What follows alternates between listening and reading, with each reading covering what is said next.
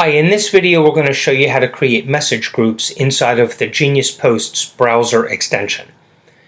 This video will make a lot more sense if you've already watched the two videos on segments and the last video talking about what message groups are. So we'll move forward assuming you've seen those, and if not, you'll want to go watch those first.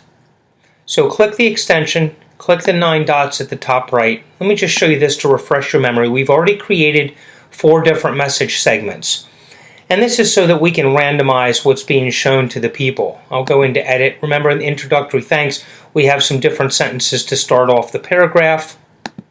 In interest shown in video, we have some different ways of saying, hey, they want a video link. Then we have different ways of providing the link.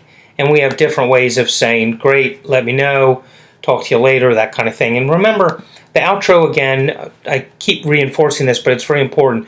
You're going to be best if you can word that as some type of a question or some kind of call to action where they have to follow up with you so that you can get a conversation going with them.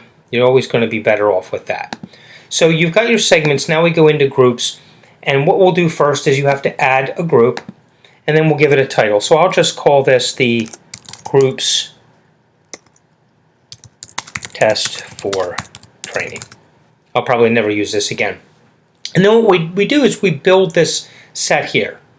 Okay, so we'll hit insert, and then we can put a couple of things. For example, if we didn't want to use section 1 and we just wanted to start all of them with hi, we can do that. Put a space in there, hit done, then everyone will get that as the very first part of whatever this message is. We're not going to do that. We're going to put in the segment introductory thanks. And then we'll hit another one. We could put the keywords there.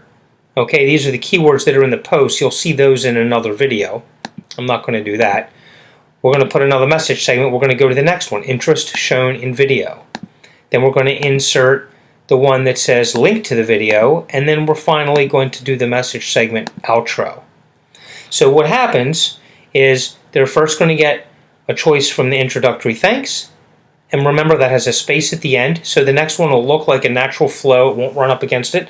Interest shown in video, link to video sample, outro, and then we hit add. Very important to hit add.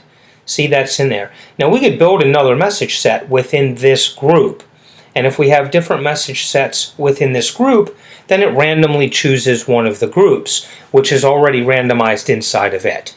I'm not going to do that with that. We're going to just leave groups test for training, and we're going to save that message group. So now you can see we have one message group and we have segments. We only use the segments to build the groups, and then we use the groups to respond to the posts, which I'll show you how that works in another training video.